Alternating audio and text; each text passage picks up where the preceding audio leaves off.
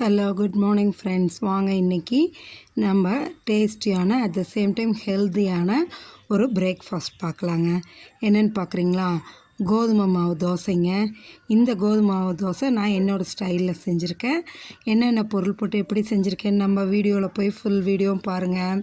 இப்போ வீடியோக்குள்ளே போகலாங்களா? வாங்க. பார்த்திங்கன்னா நல்லா ஒரு கப்புக்கு கோதுமை மாவுங்க. ஒரு கிண்ணம், சின்ன குட்டி கிண்ணத்தில் ஒரு கிண்ணம் எடுத்துட்டேன். ஒரு கப்பு கோதுமை மாவு. அதுக்கு 1/4 கப்பு அரிசி மாவும் 1/4 கப்பு வெள்ளை ரவாவுங்க. பாருங்கள், 1/4 கப்பு அரிசி மாவு, 1/4 கப்பு வெள்ளை ரவா. வறுத்த ரவா, வறுக்காத ரவா எது வேணாலும் எடுத்துக்கலாங்க. எடுத்தாச்சுங்களா? இப்போ இதில் 1 ஸ்பூன் ஜீரகங்க, நல்லா சின்ன ஜீரகம் 1 ஸ்பூனு எடுத்து அதை போட்டுக்குங்க. போட்டுட்டு விஸ்க் வச்சு அப்படியே ட்ரை இன்க்ரீடியண்ட்டாகவே நல்லா மிக்ஸ் பண்ணி விட்டுடுங்க.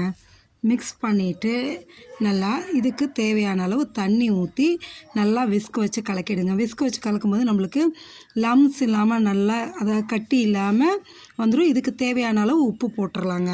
உப்பையும் போட்டு நல்லா விஸ்க் வச்சு கலக்கி விட்டுட்டு தேவையான அளவு தண்ணி ஊற்றி கலக்கிடலாங்க. தண்ணி ஊற்றி கலக்கிட்டு இதில் மிளகு போடணுங்க. மிளகு போட்டால் நம்ம குழந்தைங்க பொறுக்கி எடுத்து வச்சுருவாங்க சாப்பிடாம. அதனால் நான் என்ன பண்ணுறேன்னா மிளகு நுணுக்கி அந்த பவுடராக போட்டுடுறேங்க. அப்போ சாப்பிட்டுடுவாங்க. அதுக்காக மிளகு நுணுக்கி நல்லா பவுடராக போட்டுட்டேங்க. போட்டு இந்த அளவு தண்ணியாக கரைச்சி பாருங்கள், கரண்டியில் மொண்டு ஊற்றும் போது இந்த அளவு இருக்கணுங்க. இப்படி இருக்கும்போது இதை கரைச்சி ஒரு 1/2 அன் ஹவர் ஊறட்டும். ஊறுறதுக்குள்ளே நம்ம பாருங்கள், பெரிய கேரட் ஒன்று துருவி வச்சுருக்கேன், ஒரு 4 கொத்து கருவேப்பிலை நறுக்கி வச்சுருக்கேன், ஒரு பெரிய வெங்காயம் ஒன்று நறுக்கி வச்சுருக்கேன், முருங்கைக்கீரை நல்லா ஒரு கைப்பிடிக்கு உருகி வச்சுருக்கேன். இதெல்லாம் இப்போ அதில் போடுறோம். முருங்கைக்கீரை நறுக்கிக்கலாங்க, ஏன்னா எதெல்லாம் பெருசாக இருக்குது அதையும் நறுக்கி போட்டுக்கலாங்க. இப்போ இந்த மாவு பாருங்கள், ஊறின மாவு எப்படி இருக்குது பாருங்கள்.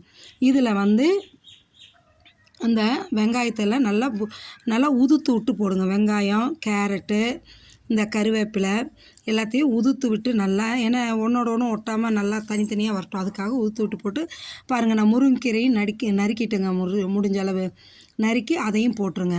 போட்டு நல்லா கலக்கி விடுங்க.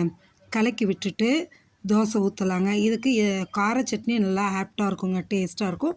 தேங்காய் சட்னியும் வச்சுக்கலாம், நம்மளோட சாய்ஸ். நான் இன்றைக்கி கார சட்னிங்க.